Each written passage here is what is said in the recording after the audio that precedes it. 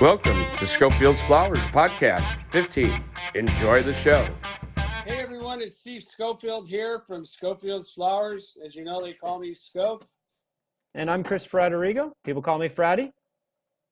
I love you, Fratty. How you been, buddy? And welcome to everybody. Welcome to our podcast. We're super excited. We got it going again after a year and a half. And oh my God, we got some great guests going on. We've got Jonathan Scott from Las Vegas with Vegas Nonstop. Jonathan is an old friend, inducted into the Hall of Fame of broadcast for Las Vegas. And and then we also got, who else do we have? I forget who we got, Fratty. Steven is cured from his hangover, and he rejoins the podcast. Well, because I probably have a hangover right now, then. So, and we have Stephen Bridges, who's like our whiskey spy, and he can bring you some unbelievable information in regards to bourbons and whiskeys and gins and vodkas. And I mean, he's, and then we'll leave the tiki up to Fratty, of course. Yep. But so we got a great show going on. We're super excited, but let's catch up, Fratty. How you been? I'm good, Scof. Been enjoying Bourbon Week is going on right now, or I think it's Bourbon Week. I don't know. I've been drinking a lot of bourbon, so it's Bourbon Week for me. My wife said to me the other day, she goes, "Really? You drank all this bourbon?" I'm like, "Yeah." She goes, "How do you drink that much?" I go, "Have you looked at your wine bottles lately?" Right? Right? I mean, that's what we do during a pandemic. We drink. And then we try to do as much exercise as we can, which is not keeping up with the drinking. But, I'm having a good time. Yeah. You need to find a way to mix it up, or do both. If you can, mix the exercising with the drinking, you can kill two birds with one stone. Absolutely. Absolutely. So what do we got coming up? We got some NHL playoffs. Yeah, Stanley Cup was just given out, which I really wanted to go 7 games just because I wanted more hockey. But, I thought it was a great game. I knew Tampa was going to win after they played games 2 and 3. They were too fast, too physical, and Dallas was a little banged up. So Stamkos came back, had that unreal goal, and unbelievable. You shot a goal and then it goes off the ice. Yeah. That's how good he is. I mean, unreal. Yeah, unreal. So. Yeah, it's nice for the city of Tampa Bay. I think they won back in like 2006. I think anytime you get that situation. Has Dallas ever won? I can't remember. They did. They had the infamous Brett Hall skating the crease to win it. That's right. Yeah, in 99. Well, as you know, I do some hockey stuff, and I work with a firm out of BC and then out of Detroit, and I help them and I scout here. And Jamie Benn is one of the clients with one of our lead. Chris Lepkowski is the greatest guy I've ever met. And when it comes to hockey, he's amazing. So he knows everything you can imagine. And he's represented Jamie as a player, like developer, friend of the family since he's 14 years old. And then he gets to the point where it starts to get serious. And then he gets an NHL deal and they start talking to Chris about what are we doing? And Chris helps him get the deal. So it's wonderful. Nice. It's just wonderful. I since Stefan and you guys played hockey, and that's how you went to college. You said, "Hey, what do you think?" And I recommended Fitchburg, the Berg, and it was great, right? Yeah. So I guess now I'm more anxious for when the next season's going to start, because the who knows? All they've said is sometime after December, and their hope is actually between Christmas and New Year's to launch it. But crazy. They're planning as a contingency of several bubbles where fans can actually go to the game, and they're going to do a week-long or 2-week-long games, and then they go home for a week. Oh, wow.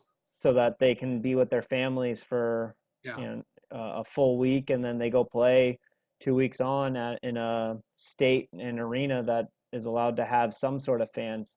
Because I think they said they lost somewhere between $70 and $90 million to put on the playoffs. but Wow. they had to do it. They had to get the games done. They had to get a champ awarded and all that. But now they're going to be patient to figure out when they can make it feasible, because it's like, why put on a season if you're going to lose money? Or you could just wait and not lose any money, just not make any money. So Well, it'll be interesting. I almost bought a hockey team in the minors years ago when I was making a lot of money. And then my accountant said, "Do you really want to?" He looked at all the numbers. He said, "If you want to throw in $100,000 into this, and you want to, like, I'm going to recommend you go out with $100,000, smoke a cigar, and light every $100 bill you have." Yeah. And he goes, "I'm telling you, and I'm recommending you don't do this, because the ownership's changed. You're not going to have ownership in this thing." I mean, these owners of these games, you know, they're major, major players that own hockey teams and football and baseball and everything. I can't even imagine being an owner of a hockey team right now and having or any pro sport. You have, let's say, like you got 5, 6, 7 owners, and then they have a cash call. I mean, it's like, we need cash. You own 30% of the company. We need $1 million, so we need $300,000 right now. Who the fuck knows where those guys are at? So it's crazy.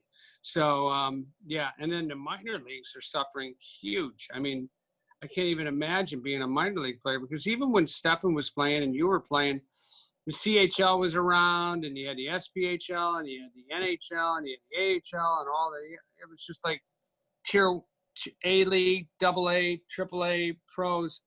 The CHL got wiped out by 08. They had 36 teams, I think, and then the entire teams, a couple of them folded in the ECHL. SPHL became a great league. I mean, those owners are like shelling out a lot of cash for these players to play, and no fans. Be a good business if you had your old mob connections running, you know, and just kind of filter all your money through it, though. Right?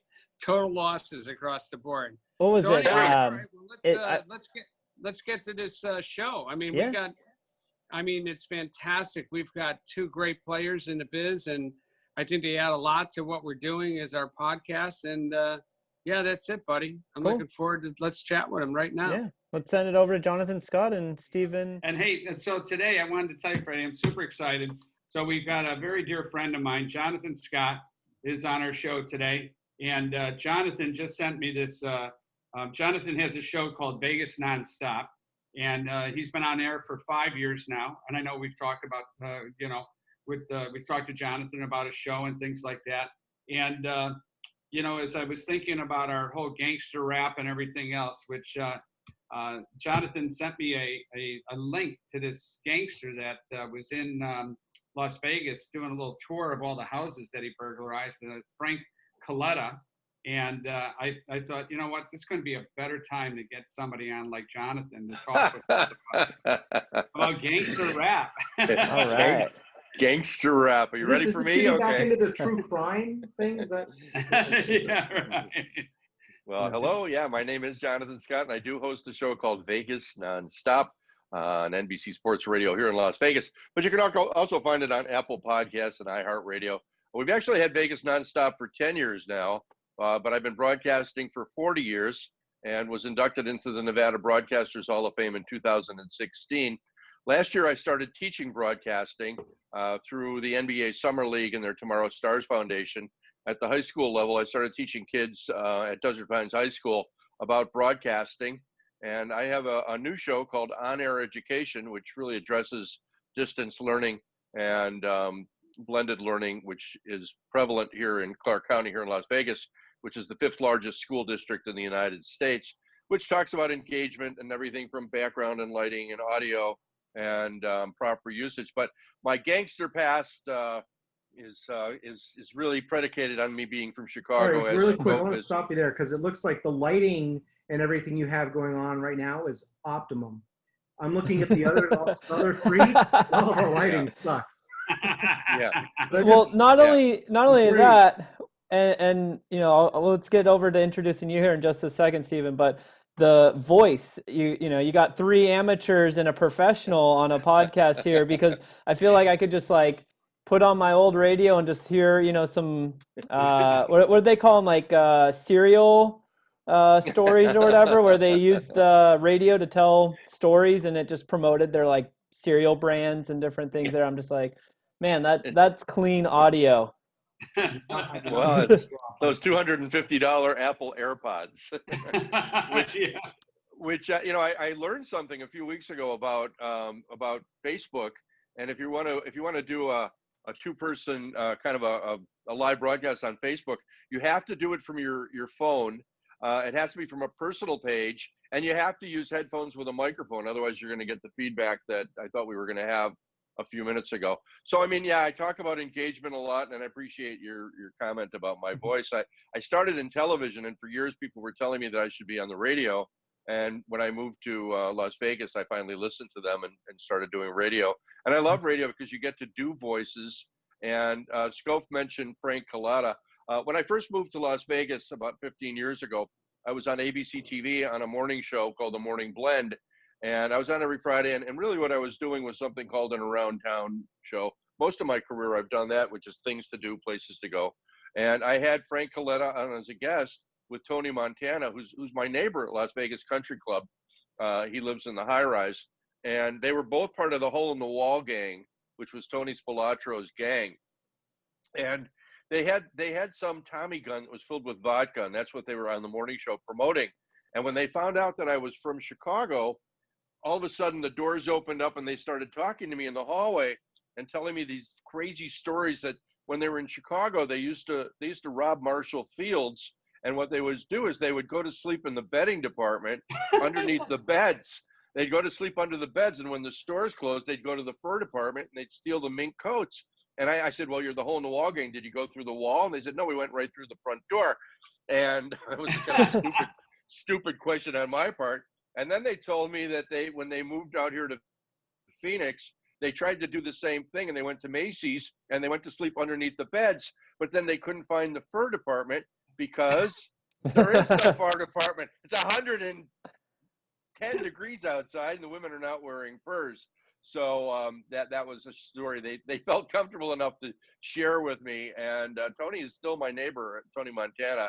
But Collada died a couple of weeks ago. I sent Scof the clipping on. He was a known mob informant, and he was in witness protection until he felt safe enough that he didn't have to be in witness protection. But the other part of the story is coming from Chicago. I was friends with, I still am friends with Kurt Calabrese, and Kurt's written a book.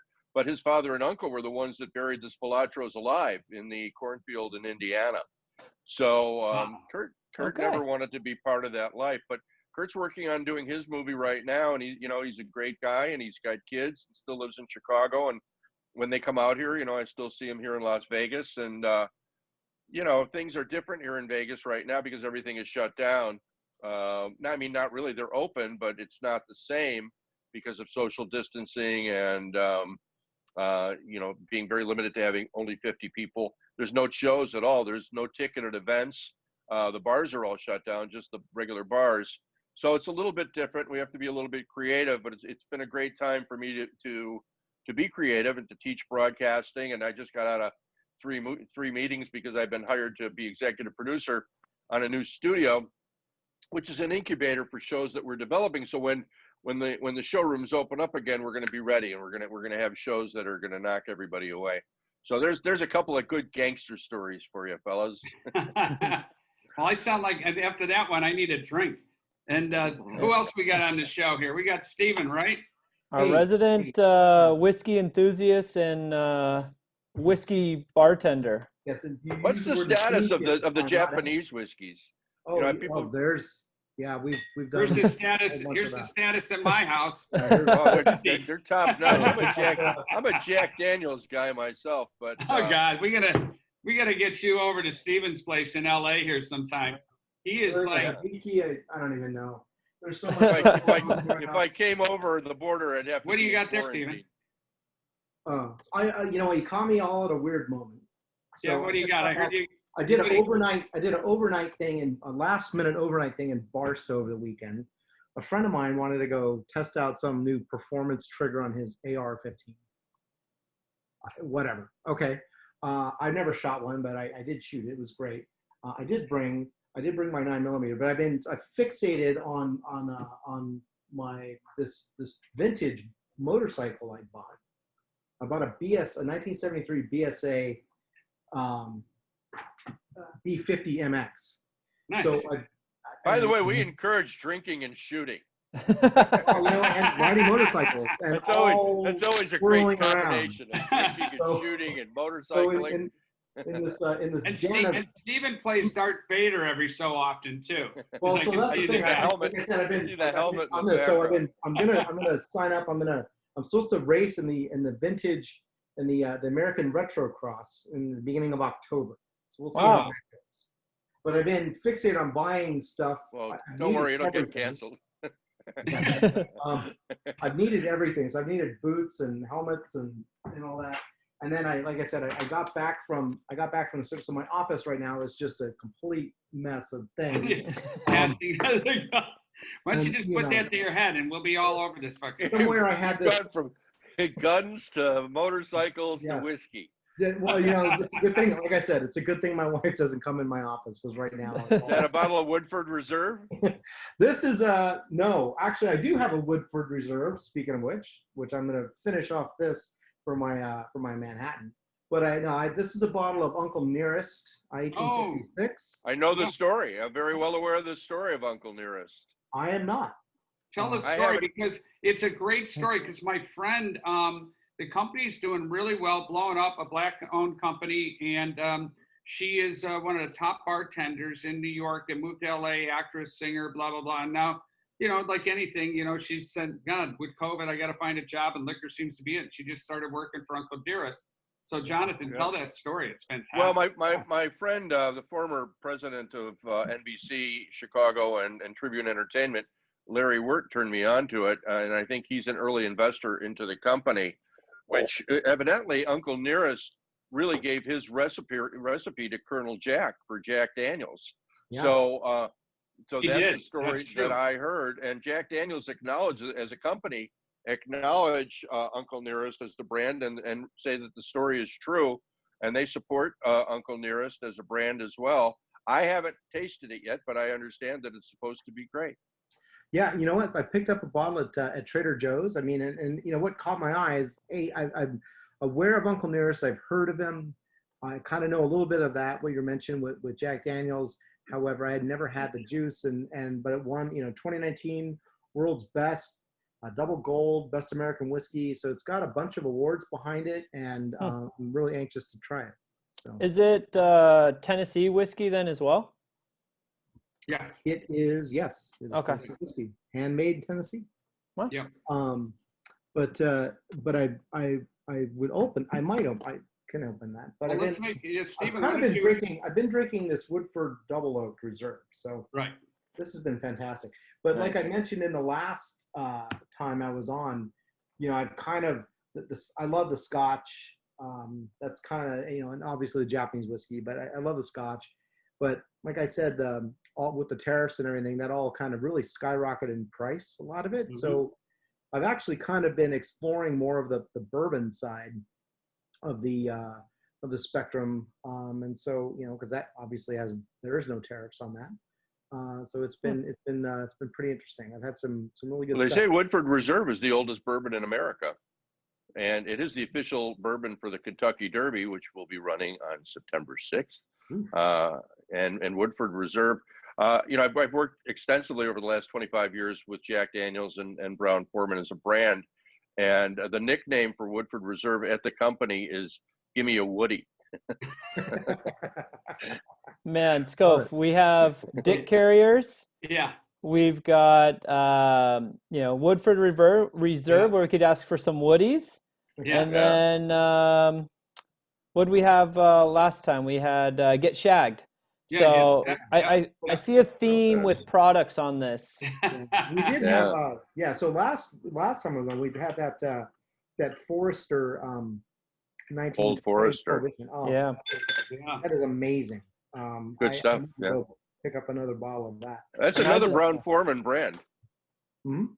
It's another Brown-Forman brand, Old Forester. What do you mean Brown-Forman? What do you mean by that? Distillery?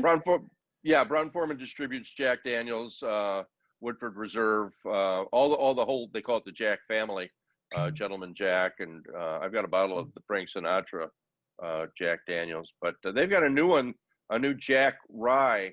I think that's the newest That product in is the Jack that's family. really good. I did a review of that a couple of years ago on the Instagram. Where can we read your reviews?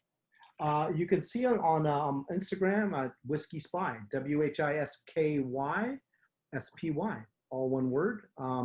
The logo, you'll note the logo is sort of a Glencairn with a James Bond kind of looking thing on there. So you'll find that. Yeah. So Stephen, you're going to be making up some Manhattans for us here, right? I'm making, yes. I wish you were all here. I would make them. But I'm making up one here. I'm actually going to do this as a little bit of a double, since I got a glass that I acquired that Scof might appreciate here. Well, while you're doing that, I got some history on the Manhattan here. Ooh, so we can kind of dive into a little bit about this drink. Other than not making it with rye. And so that is one of the things that came up is, so Manhattan is whiskey, sweet vermouth, and bitters, and rye is the traditional choice, but bourbon or even Tennessee has been commonly used. And then something that I found that was pretty interesting is during Prohibition, it was common to then use Canadian whiskey because that was readily available. And so some places still use that Canadian whiskey. Montreal instead of a Manhattan. In the traditional, I was going to say, isn't there a dash of bitters in the traditional Manhattan? Yep, and a dash of bitters. And I guess way back when, bitters were considered basically to be a cocktail. It had to have bitters, and that's what kind of differentiated it from being a sling. And over the time, the term sling just kind of fell out of fashion, and anything that's mixed, with multiple ingredients is now just a cocktail. And then similar to when we talked about the old fashioned, there's a few versions of a story of where it was created, and the popular history suggests that it was originated in the Manhattan Club, and this was in the 1870s, and it was invented by Dr. Marshall for a banquet hosted by Lady Randolph Churchill, the mother of Winston, and later prompted several people to request the drink by referring to the name where it originated, the Manhattan cocktail. But history says that she was in France at the time and was pregnant, so likely that's a fictitious tale. And then there's some other cocktail recipes that went by Manhattan and served in the area. One as far back as 1860 by a bartender named Black at the bar in Broadway near Hudson Street. And they say that's the original Manhattan cocktail, which was listed as a mix of American whiskey, Italian vermouth, and Angostura bitters. And then during Prohibition, they switched it over to Canadian whiskey because that's what was available.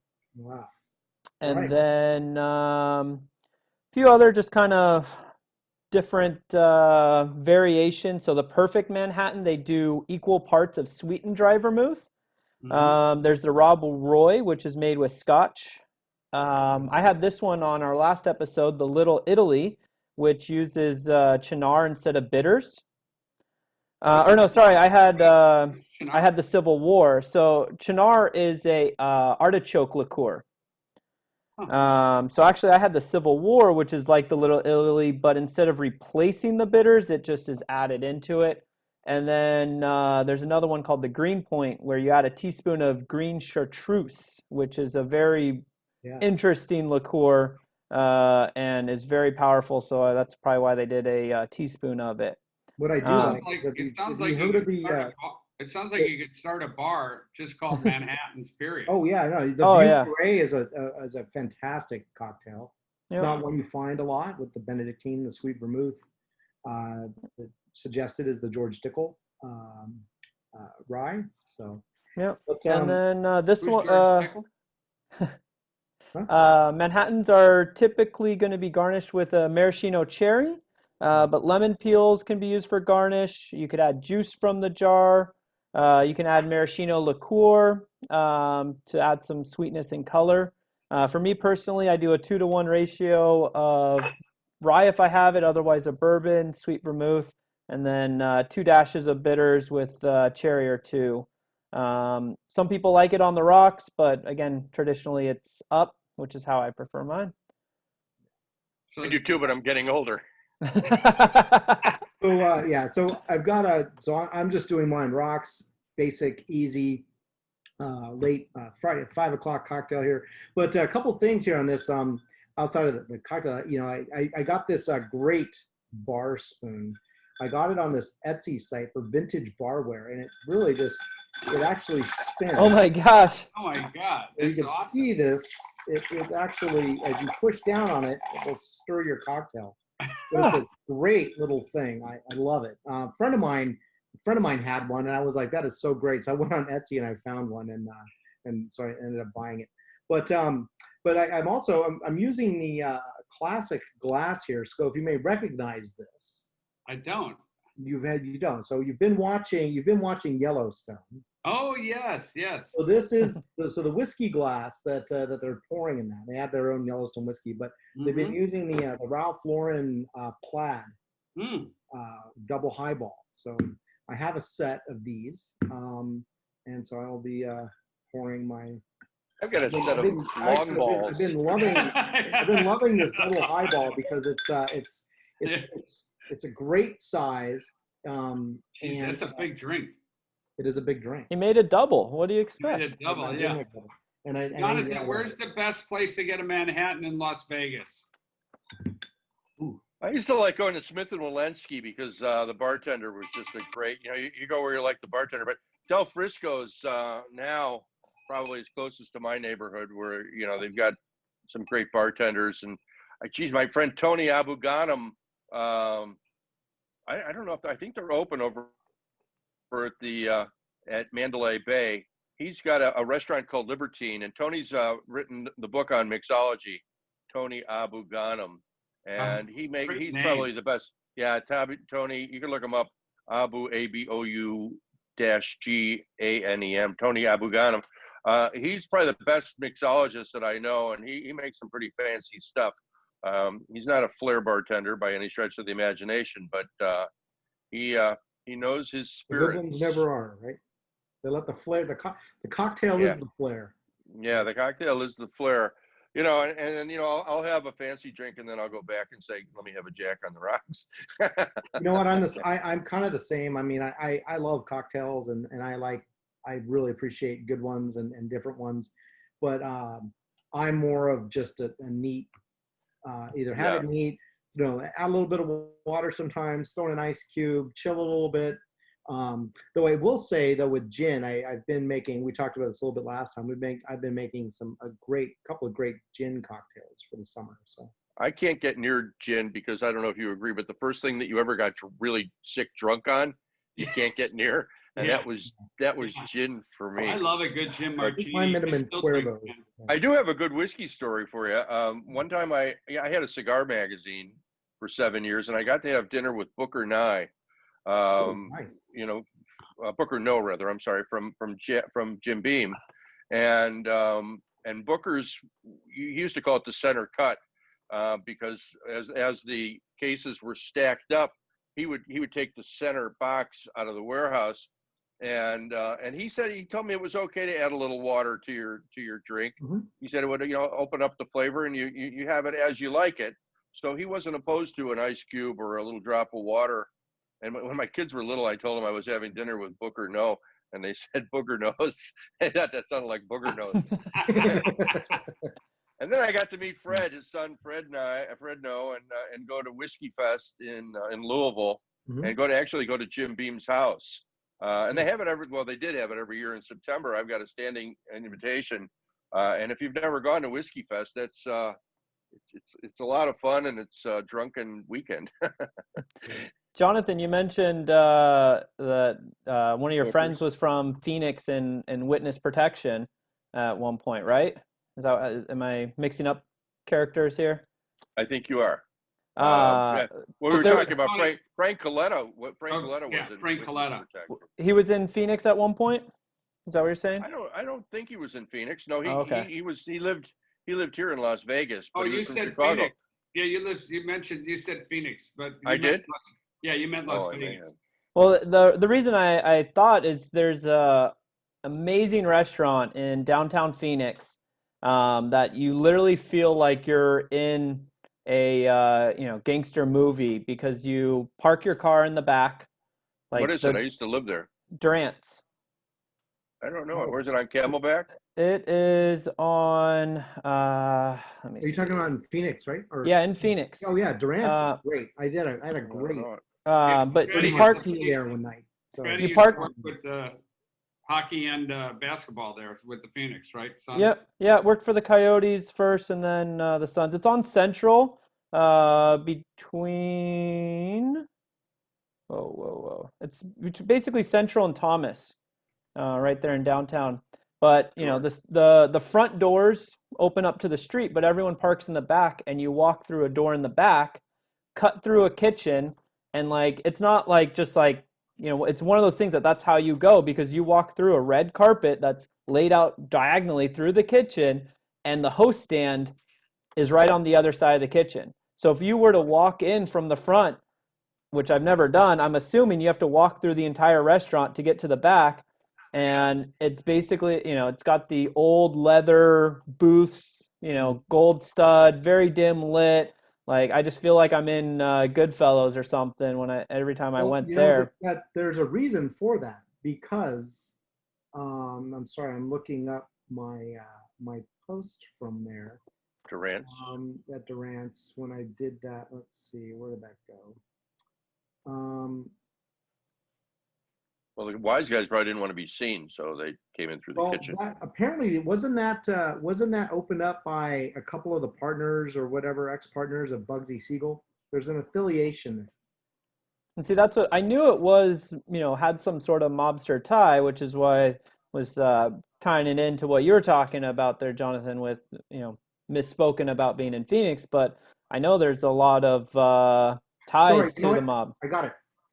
And my on July 18th of 2017 is when I was there. I'm looking at that. Opened in 1950. Word on the street is this was developed by Bugsy Siegel's pit boss at the Flamingo. Huh. So Ah. there you go. Red leather boots, velvet paisley wall covering, low-level red lighting throughout, dirty martini, and some introspection.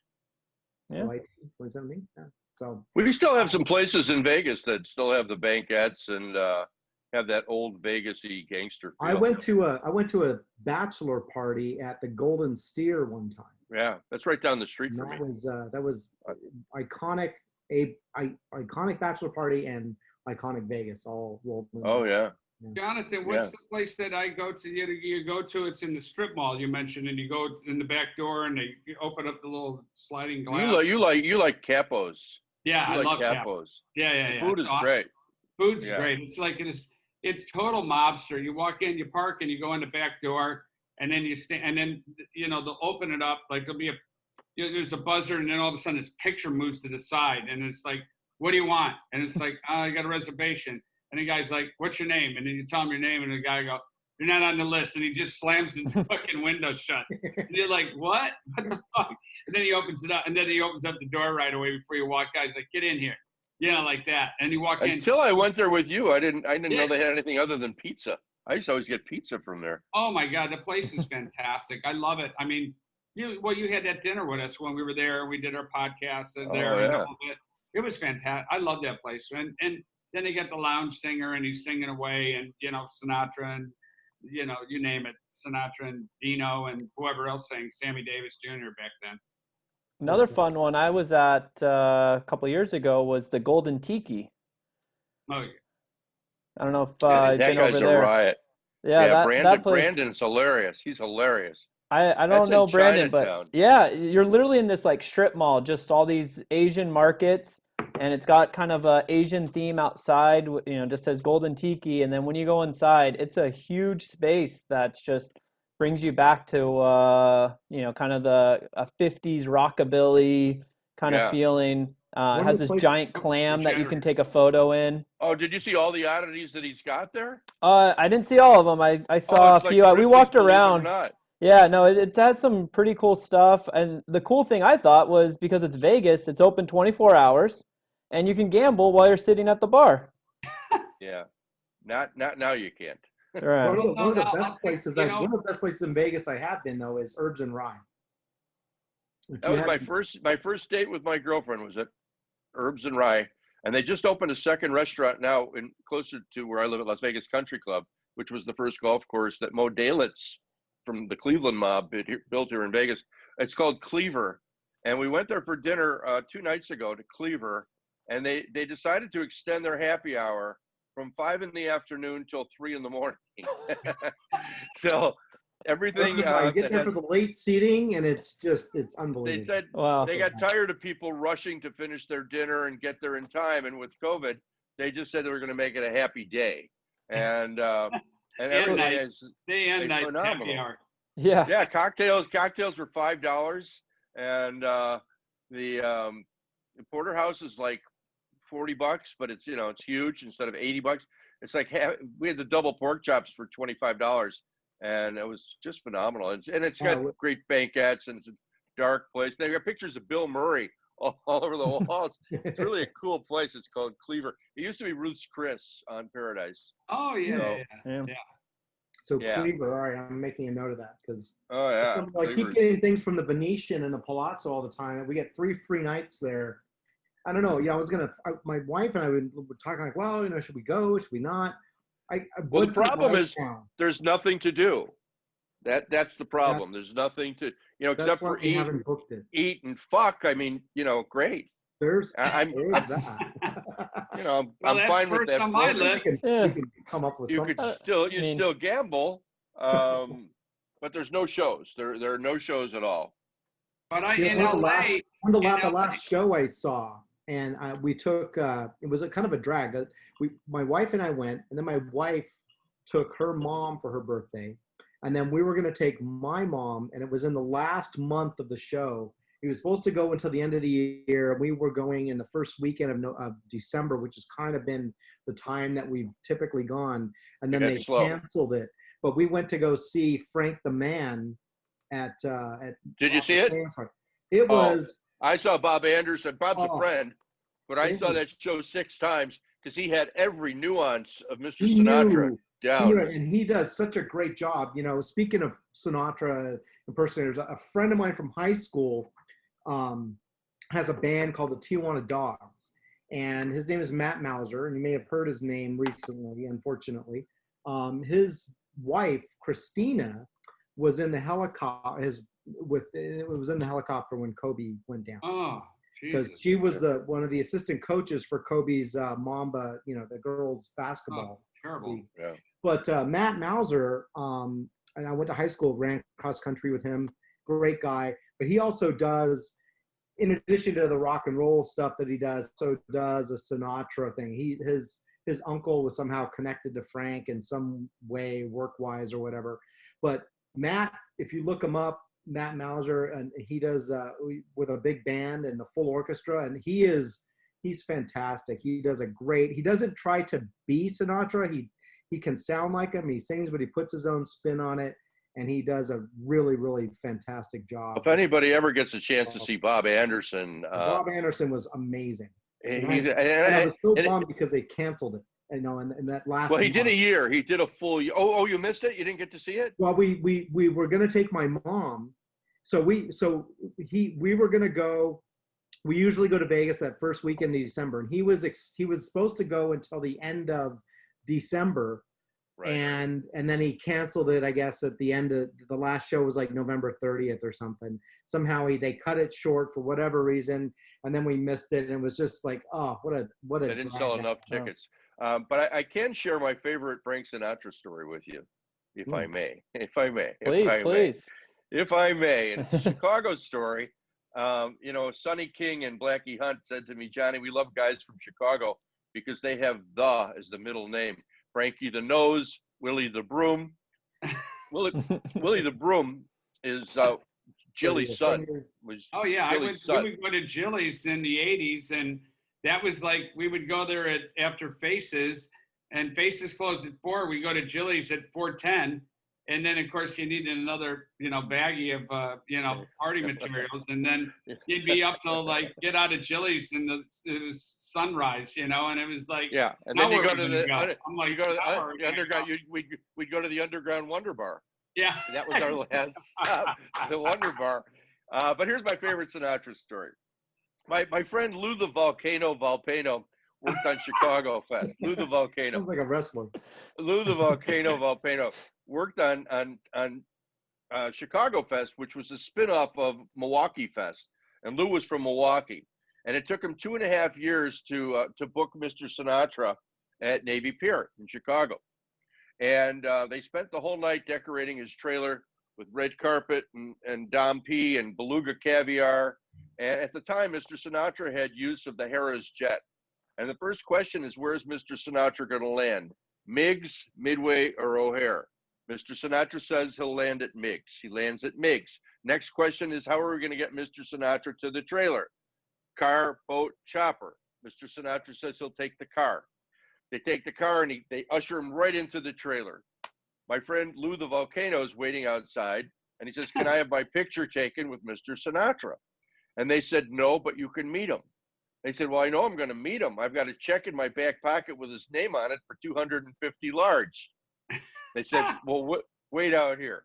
So he's waiting, and the door creaks open, and he says, kid, Mr. S would like a package of Luckies and a can of chicken and stars. True story. So he's got to go to the 7-Eleven and get a package of Lucky Strike cigarettes and a can of Campbell's soup, chicken and stars. Goes back to the trailer. The door opens up. He hands him the Lucky Strikes and Campbell's soup. Says, kid, wait out here. Then 5 minutes goes by and they said, come on in. My friend Lou the Volcano reaches in his back pocket and pulls out a gold business card carrying case with the city of Chicago emblem on it. It says, on behalf of the Honorable Mayor Jane M. Byrd and the great city of Chicago, we'd like to present you with this. And Mr. Sinatra takes a look at it and he throws it across the room. Says, what the fuck am I going to do with this? Get business cards that say Frank Sinatra, singer?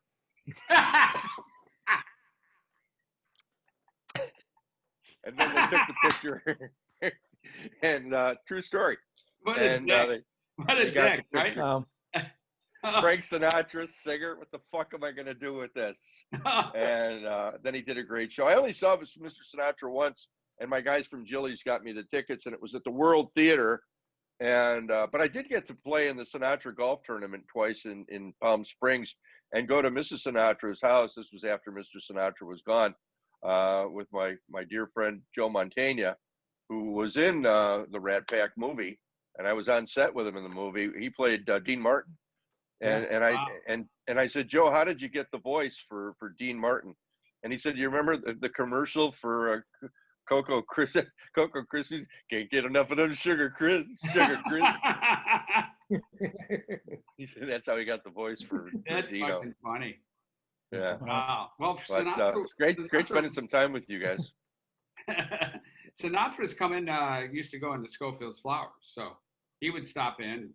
Same with, we owned my godfather owned Adolph's, which you remember, Jonathan. Yeah. Adolph's.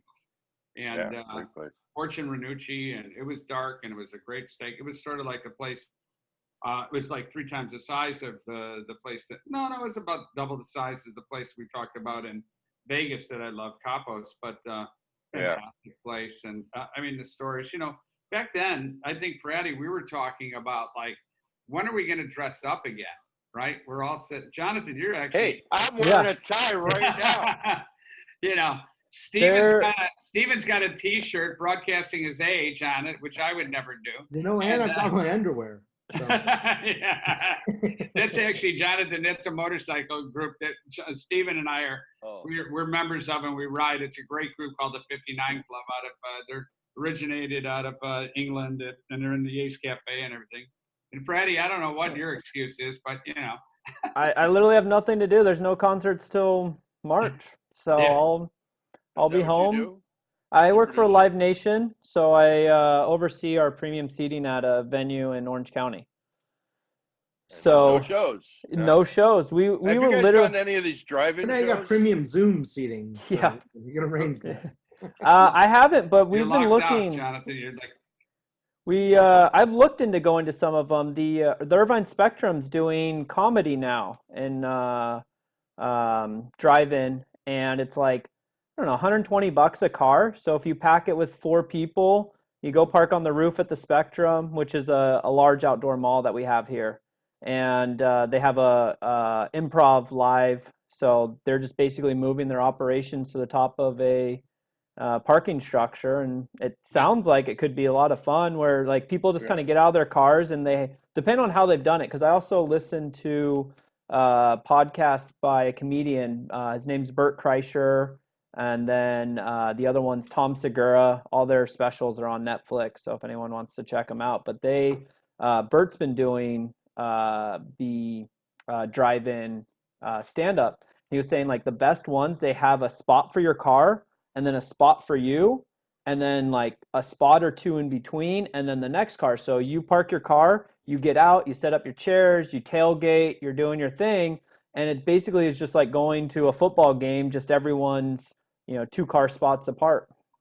I saw a comedian I know named Ahmed, who it looked like it's fun. I think it's this weekend coming up, and he's got some good comics on there. Ahmed, and it looks fun. I mean, nobody's been doing that here in Vegas yet. Too hot. Yeah, it's still 100 and fuck outside. Yeah, I just experienced that. So, Steven, I know you're talking about going to Vegas. Well, we kept pushing we had a timeshare set up. We were supposed to go to Cancun. Wife found out she was pregnant, couldn't go because of Zika. So then we just had this timeshare, and they put a timeline on when we could switch it out, which was September of this year. We were going to go in March. That got pushed because we were going to go spring training. That got pushed when everything happened. And then we're like, well, let's just book out, one of the last weeks. We'll go to Phoenix, go visit some friends. It is what it is. Well, of course, the week that we booked it, the lowest high was 114. Wow. It was 114, 116. Honestly though, that was the week here when it was like pushing 90 and humid. We went for a walk the day we left. I was sweating on the walk. The whole time we were in Phoenix, like it was warm, when we go for our walks in the morning, but it wasn't like I wasn't drenched, just sweating. I know. I tell my wife I miss the sauna at my gym, right? Yep. And she's like, we have a 3rd car garage that faces west. So the sun rises in our kitchen and our bedroom on the east side. The front of the house is the one that heats up, but that garage right there, she's like, you should just go sit there naked in your motorcycle garage because it'll just like the sauna. I could just see myself sitting there naked with my motorcycles drinking. We just met, but I got to tell you right now, that's not what I want to see. I might, Scof, for you, I'll send you a private text. I'll sit on my Bonneville. Well, I guarantee I'll share it everywhere. With, And all of a sudden he clicks the clicker by accident. And he's like trying to get the door, and then he's hanging from the door. Are you gonna pour that drink yet? Let's see what it looks like. Are you already done? Oh, it's. Yeah, he's been drinking. Oh my God. I want to share my one and only Corona joke with you fellas, if I may. There's an older gentleman that's in the hospital for Corona, and he's got the mask on, and he's got the gloves on, and the blanket's pulled up to his neck. And the nurse walks in and says, "And how are we feeling today, Mr. Goldstein?" And he says to her, "Are my testicles black?" And she says, "Excuse me?" He says, "Are my testicles black?" She reaches underneath the covers and tickles his balls and says, "No, your testicles are fine." He takes off the mask and says, "No, are my test results back?" Yeah, badum. Yeah. Little Timmy goes in the kitchen. His mom's making breakfast. He pulls on her skirt and says, "Mommy, where do babies come from?" And mom says, "Well, little Timmy, the stork brings the babies." An hour later, Timmy comes back, pulls on her skirt again, and says, "Yeah, little Timmy, what now?" He says, "Mommy, who fucks the stork?" You've been a beautiful audience. You've been the most recent audience. And that's stuff I can't say on the radio. Anyway, so, you guys, it's great to meet you. Yeah, this has been great. Jonathan, I think we'd like to pick it up back with you too, in regards to like all your activities. Maybe we'll do that on another show, but talk about the D League a little bit more and the education side of what's going on too. I really Sure. find it, so you guys know, Jonathan and I have been working on a project together. I mean, I just turned him on to this company called hatchexperience.org. They're pretty amazing. And I got to write him today. And Jonathan's trying to figure out how to get like 19,000 students involved. And well, we figured it out. I have the full support of the Clark County Education Association. It's really a great story. It's a phenomenal story. It'll take a few more minutes if you want to hear it. No, it's great. It's great stuff. Yeah, it's a good story. So a year ago, I'd been working with NBA Summer League for 5 years, helping them wrangle talent. And they asked me in 2019 if I would start teaching broadcasting at the high school level. And I said, sure. There was no curriculum or anything. But I went to an at-risk school called Desert Pines, and I met with the broadcasting class. And I said to these kids, who here would like to be either in front of the camera or behind the microphone? And I knew the answer was they all did, or they wouldn't be in broadcasting class. And so the next thing I said to them is the most important thing that I can share with you, and you're going to hear me say it over and over and over again, is that it's not about me and it's not about you. It's about your audience. Because if you don't have an audience, you may as well be having a glass of whiskey with your friends or having a beer or a cup of coffee. And then I took them over to the radio station and I put them live on the air. And I said, what do you want to talk about? And they went, humana, Ed Norton. And I said, well, now you know you've got to prepare for whatever you're going to be talking about. And I took them to the NBA Summer League and had them actually announcing the games play-by-play and doing color commentary. And like anything else, the cream rises to the top, and some of the kids were better than the other kids. And I was all set to start teaching at another high school when COVID hit. And I spent a lot of time writing my curriculum on what I taught these kids on air education. And I walk, I'm 65, but when I turned 50, a friend of ours from Chicago, Kenny Smith, turned me on to a book called Younger Next Year and said, go for a walk every day. So I've been doing that. And I walk around the golf course, and I had an epiphany, and you know how painful that could be, which is who's teaching the teachers. During all this distance learning, you can't expect them to know about broadcasting, even from a sign on to a sign off or background or lighting or audio. And so I wrote a curriculum, and I read the paper every day. I still, from Chicago, I would get the Tribune and the Sun-Times. But I read the paper every day, and one day I'm reading, and I see that 30% of the kids in Clark County, fifth largest school district in the United States, were not participating in distance learning. And I see that the president of Clark County Education Association's name was John Vallardita. And I had a friend named Vince Vallardita about 25 years ago. And I called up the CCEA, Clark County Education Association. I said, can I have Mr. Vallardita's email? And they said, what do you want it for? I said, well, I started teaching broadcasting last year, and I've got a whole curriculum, and I don't know who's teaching the teachers, but I don't want any money from you. I just want to help out. And so they said, well, here's his email. So I wrote Mr. Vallardita, and at the bottom I put, by the way, I had a friend named Vince Vallardita. And I get an email right away back saying, call me at 4 o'clock. So I call him at 4 o'clock. I go through my whole spiel, who's teaching the teachers. I've written a curriculum, and he says, that sounds terrific. I said, I want to do some webinars. He said, it sounds good. I'm a little busy. Can you call me next week, and I'll put you on with one of my staff people? I said, well, by the way, I had a friend named Vince Vallardita.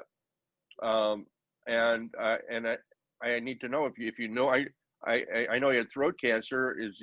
Did you know him, or were you ever related to him? And he paused for a minute, and he said, yeah, we lost him a couple of years ago. He was my brother. And he paused, and the hair on my arm stood up, and he said, Johnny, whatever I could do for you, you made my day. And the story with Vince Vallardita, his brother, was 25 years ago. I was at the NATB television convention in New Orleans. And at the time, the television companies would have huge blowout parties. Scof was there, $1 million parties, the Doobie Brothers and open bar and buffet. And I was at the Tribune Entertainment party, and I knew everybody at Tribune coming from Chicago. And there was a guy behind me. I was in line by myself. And the guy says, hey, can you duke me into this party? And I said, sure, come on. So we went and had a couple of Jack Daniels at the bar. And then I said to him, I'm also, it was like Little Richard and Chubby Checker at a 50s party. I said, I'm also invited to the Viacom party. Do you want to go with me? He said, yeah. So we went to the Viacom party, and there was a fishbowl when you walked in, where you throw your business card in and you win a trip around the world. Well, they didn't pick my card. They picked his. He won the trip around the world and cashed it out and started his company called Valencia Entertainment. He built Valencia Sound Studios and produced a show called Pacific Highway 1. he wanted me to come and help him run the studio, but I had 2 little kids. You I was just living in froze. Chicago, and it didn't work out. This was his brother, and we lost him a couple years ago. But when I told him the story about Tribute Entertainment and Viacom and all that, he said, whatever I could do for you.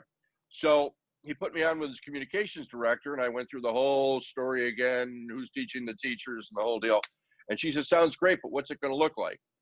So I said, well, I guess I'll have to produce a demo. So I called a friend of mine at UNLV. I've used their television studio before. And he said, well, I'd love to do it with you, but college is closed. Have you been over to Vegas Public Broadcasting? I said, no. He said, well, come on, let's go look at it. So I went and looked at their studio, and it was a fabulous studio. And I went through the whole story again with the production manager at Vegas PBS. He loved it. He said, we want to partner with you. And so 2 weeks ago, I produced the pilot of On Air Education. I had a Vegas headliner and some broadcasting friends on. And long story short, the Clark County Education Association is sending it out to all 19,000 members. I had their president on the radio with me on Friday. You could see the show at On Air Education, 3 separate words, onaireducation.com. Well, actually, it's one word, onaireducation.com. But I also have all the social media names On Air Education. There's a 5-minute sizzle reel, which is just the best sound bites. And then there's the full up 30 minutes. So PBS loves the show, and they're talking about going to series with it. And there's plenty to talk about. Distance learning is a great conversational hotbed topic. And I know that it's relevant all over the world, not just in Vegas or in California. So as a broadcaster, I feel that I have skills that I didn't even know that I had until I started teaching it. So that's really what I'm doing. And now I've been hired as an executive producer of a new studio, and I'm just producing shows that are going to be just what we're doing now. But everybody's kind of zoomed out, and we've got so many great entertainers. So we're giving them a stage with multiple camera shoots and multiple platforms to go on at the same time. And so I'm busier now than I was before COVID. And I just, I stay safe, and I only I'm lucky that my girlfriend does all the shopping and all the cooking. And, but I'm still on the radio, and we can only have one guest on at a time. And, that's Vegas Nonstop. And that's also one word, vegasnonstop.com. And check out some of the stuff. Comedy is really the space that I'm in. And when I talk about engagement, for the last 40 years, I've just been doing comedy. And, I've been Bobo the Clown Boy and saying stupid shit on the radio and, sneaking my message in, from time to time. But the new normal is very, very different. And it's great to have this visit with you, even though we're having kind of a distance happy hour here. And thanks for listening to my bullshit. No, but I like it. It's bullshit, Jonathan. It was fantastic listening to the stories and the contribution to the topics that had come up. And for me personally, I have never done. Scof's was the first podcast I've ever done. I don't know if I do it right. I try. I just, Okay. you know what? But the thing is, if you can get on and talk about something that you're genuine and sincere about, then who can argue with that, right? Authenticity, baby. Authenticity. That's it. Yeah. And so, I don't know. I have fun with the stuff that I do, and but the giving back thing, and like you said, helping out some of the younger people I know in my career. When I'm an IT consultant and whatever, but I definitely feel like I as a Gen X raised professional, I feel like I've got something that can offer up today's youth for sure. So it's inspiring to see who you can help.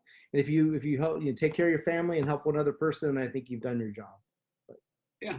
I mean, I'm watching kids right now. My grandkids are one of them, the 4-year-old's in preschool, and it's like he's sitting at a chair in his house in front of a computer, where he should be in the preschool interacting with kids and doing whatever. So it's tough. And then Fratty, you're gonna, you just had a baby, 1 years old now, and your daughter, like, who knows where she'll be studying, what she'll be studying. But I think it's like given to the youth, and I even like hearing what you're saying, Stephen, in regards to teaching some tech stuff, because I think somebody like Jonathan, I've been talking with Jonathan with this other company, the Hatch, organization, and it's like I think it's just really important to find leaders and people like yourself that want to really help out and help the next gen, or maybe there are two gens. My wife is the leader, man.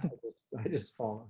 Yeah, She's but I mean, it's great. It's great. These kids need to have mentors. I just did a piece for a company out of called the Elevation Bar, and I mentored 2 kids out of they had like 6 kids that they put through this youth there was like I forget what it was called, but it was just, you know, about these kids going to college and how can we help them and help them like see where the future is going. So each kid got to go through a series of different speakers and everything.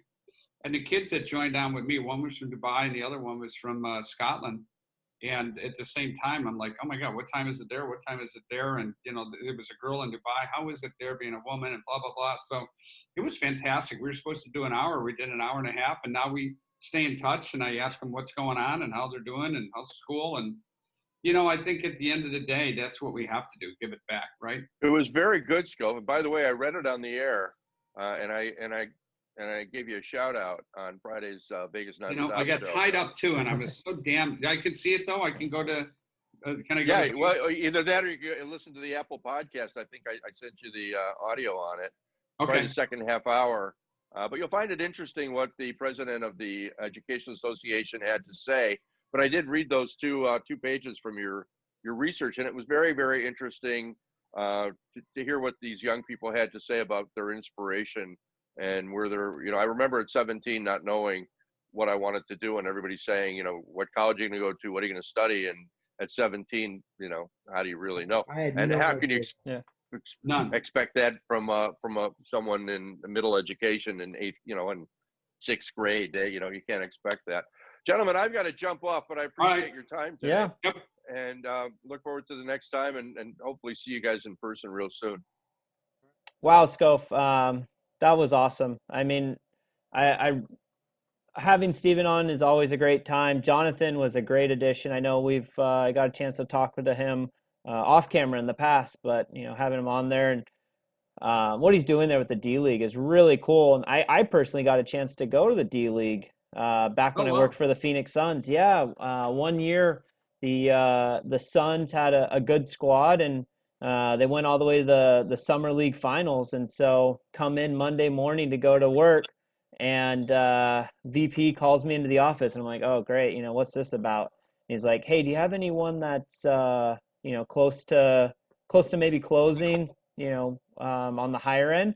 I'm like, I got a couple guys, you know, hopefully, you know, get them in there soon. He's like, if they're interested, we're jumping on a flight at 1:00 today. We're going to Vegas. We're going to watch the Summer League final tonight, and then we're flying back, see if any of them can get in. I was like, okay. So it's like everyone who was in the boat of that was like dialing, because if we got someone interested, we got to go with them. So Right. I'm calling all my top prospects just like, hey, are you available tonight? And like, they're like, what's this about? And I was like, look, man, if you're interested, we're going to Vegas tonight. Suns are in the finals. Why don't you come on out? You know, flight's on us. We're going to go in, we're going to come back, you know, little thing. And of course I got one of my potential sponsors was like, yeah, I'm in. So we got, you know, commercial flight right out of Phoenix direct in. But, you know, everyone's on there. We're all flying out. Go in, have some beers, enjoy the game. I believe the Suns won. Catch a bus back to the airport and go home. And when we're getting close to the airport, all of a sudden they're doing head counts, and they're like, where's you know, such and such, you know, some of the people that were brought out. And they call them up, and they're like, oh yeah, we decided we're gonna stay in town. We'll catch our own flight back. Thanks, guys. People bailed to go to Vegas. They're in freaking Vegas, right? Yeah. That's So- great. Where are you at? I'm pouring a drink. Okay. I'm pouring a wine. I'm at Shag headquarters. Okay. So Shagbagg, it's her birthday today. So look at this. She's got all these great roses that were sent from all her manly men friends that love her. Yeah. Of course, look what I got her. You're going to love this, dude. This is so good. I'm like, you know, if I'm, you know, the minute I met her, she said, I'm I'm going to take you out to dinner and blah, blah, blah. And she goes, I'm going to tell you right up front, I'm not sleeping with you. I'm like, where does that come in? Smart. So, yeah, right? She set her guidelines. Look at that. Look at what I gave her. Oh, yeah. I gave her a T-shirt for herself. Now look at this. Yeah. Whoa. This is a men's medium. She Oh, it'll be gets to sleep perfect. with me, baby. Yeah. Yeah. So anyways, I come over here a lot of times because we just have like, she's doing, she's coming on board to do some great work with us. She's coming on board to do some social for this Netflix campaign and just a lot of things that we're doing. And I mean, look at, we had the last video with her and she put it out and we got like 4,000 views, right?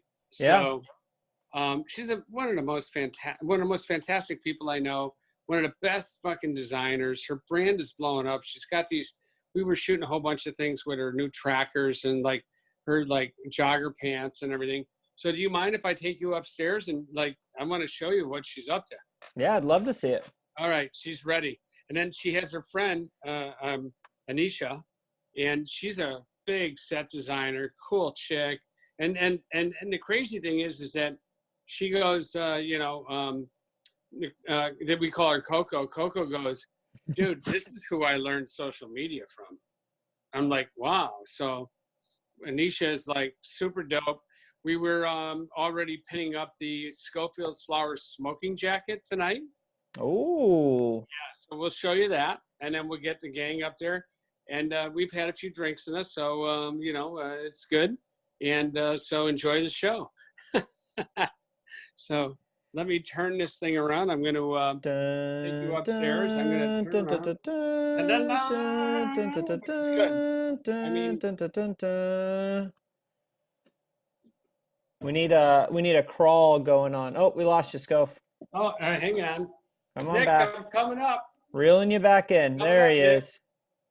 I'm coming up. Are you ready? Here I come. Hang on. Let me get this camera turned around. All right. You ready, Fratty? Here we go. We're going All up right. to Shag headquarters. Brr, brr, brr, brr. Look at this. That's Fratty. Okay. Hey, look at this. How cute is that, Fratty? Oh my gosh, Scof, so cute. Look at that. So, Don't even say Scof so cute. yeah, it's her brand. And then, so, of course, everybody knows Nicola, Coco, Cola. I call her Nick, but I'm like trying to get used to Cola. And her very, very best friend, Nisha. We were like going, what's Anisha? I called him, I could never pronounce his last name for 20 years. So, anyways, Okay, what's going on? hang on. We got to turn it then. Yeah. Hang on. Every time I see you, you're either bald, you have a different hat on. I don't Right? even know. Does he look good? He looks like yeah, look at him. Wait, your beard grew like 5 inches since yesterday. No. That's Fratty, my podcast partner. This is Anissa. Anissa, spell that A.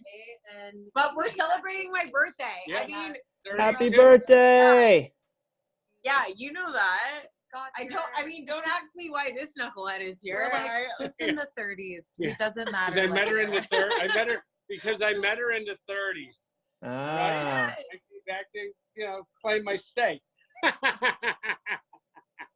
Hey, look at this, Fratty. Look at this. Like, Okay, I'm I'm gonna gonna go turn get this. the wine. I'll be right Get back. the wine. I'm gonna turn this around. Look at this. There it is. That's like so. The We went- Scof coat. The Scof coat. So we pinned it up. Anissa Wait, we gotta show pinned it up, we and gotta so show Fratty the new joggers. oh, look at these new joggers, dude.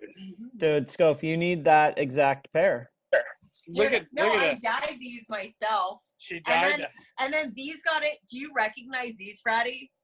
I don't. I mean, they Are you look a big like. Jack White fan? Are you a Jack White fan? I mean, I like the white stripes. Yeah. No. So anyway, but like he had these on in black in like a recent video on Instagram where he was like, Ah, okay, I'm obviously a huge fan now. Yeah. obviously. Yeah, but like yeah. For a But moment, I was these like, are my wait, new fall go-tos. these are and, not like, even. So I Nice. was like, of course with gotcha. the pants. I haven't worn pants or any sort of shoe outside of like just Chucks or something. Well, no, these are Chucks. Those are Chucks, dude. Look at Oh. those. He had them. Ah. I was like, Those are aggressive. hold on. He's already like Change 6'2". All right, go ahead. He's already like 6, and I was like, but he had him in a recent video supporting some like pedal line or whatever he's coming out with. And I was like, dude, those are fucking badass, these shoes, because they were like pressing the pedal and they're black. And I was like, I'm 5'2", like I need a platform sneaker. I'm still sure. Yeah, exactly. Like that's what I need. Not you, who's 6'2", needs a platform sneaker, but like whatever. So Scof doesn't need one. He already has platform shoes he still wears. I'm like, why, babe? We Like, got you're platform 6'2". shoes. Look, No. you see my platform. I'm going to send you A little like feminine, but whatever. But anyway, I'm wearing my whole birthday fit. It's her birthday fit. Look at that. Amazing, right? Yeah. Just be glad Scof didn't come in his birthday suit. Dude, I am so happy. I told him my niece is gonna be here, and then he showed up like, all right, a little buttoned up with the, Yeah, right. Jeez Louise. Anytime I'm around these girls, you got to be buttoned up. You know what I'm saying? Yeah, exactly. Yes. All right, Fratty, but look at this. Look at all this product here. Look at this. That's exciting. Yeah, I mean, so- I hand dyed all this stuff this past week. Wow. I mean, it was a lot. Like, Look at that, right? This is like, this stuff is going out to like a major influencer. This is going out to Lizzo's stylist. Mm-hmm. Yeah. And what's this? Yeah. And this was like, I mean, we're going to be doing diaper bags. So I don't know if I talked about the diaper bags with you. You didn't, but now you have my ear. Let's see 'em. Yeah. No, let's see him. Look at this diaper bag. I mean, dude, you got to get the wife to diaper I know. bag. Well, I don't know what you were just going to, but it's like basically, you can roll it out. It folds in. Here's like for the diapers and the babas. And then it rolls out or folds out, and then you can change the baby on some shag. Nice. That's perfect. Can you see it? Can you see it okay, Fratty? I can see it great. Yeah, isn't it beautiful? Look at how she stitches up everything. So this is her, like, look at this, like, entire, like, space. It's just beautiful, right? That's awesome. I'm very Isn't that nice? So she's in Mount Washington area. Yeah, and then you need to come up, bring the wife. Like, you guys, it would be so fun. Show them the jacket there, what we're going to do. Like, so this is sort of like what we were, can we put it on the mannequin? Yeah, you want to see it on the mannequin? Yeah. It looks better on the mannequin than it does on me. What you trying to say? They say it's your birthday. So we were like, looking at like, so Nicola and I are going to go downtown next week, I hope.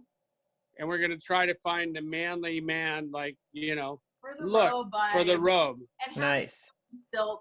Have it be like a manly, like floral vibe for you, you guys, so it like reflects that. But then have the lapel be shag. I like it. Isn't that great? But here's the thing, Yeah. like, I don't know if you saw the recent Corona or like actually the beer commercials with Snoop. Yeah, I haven't. And he's wearing the robe. Yeah. He's literally yeah. The Corona. like this. Yep. Yeah, exactly. So it's like we can do the same exact fucking robe and have it be that Schofield's and Shag collab and get it. It's a collab, right? Yeah. So it's like, hey, like blah, blah, blah, send him a sweet note and be like, here's a nice robe for you for the holidays. And we got to do it for the holidays, dude. Right? So we'll see. Absolutely. All right. So we're going to sign off. Yes. I got to get ready for my motorcycle trip. Oh, it was recording? Yeah. Jesus. You guys gotta warn me before these things. That's so funny. This recording. This is like. Don't worry. As long as you do your job. As long as you do your job right, only thousands of people will see it, so it's fine. Because you're gonna push it out. For sure. Oh. Like my baby. This is my baby. You're gonna push this motherfucking thing out. Hey, I appreciate it, guys. Good to see you. I'll let you guys get back to making the cool smoking jacket, and it was my birthday, we'll see you right? next week. It's her birthday, right? Happy birthday! To you. Thank you. All right, see you, buddy. Bye.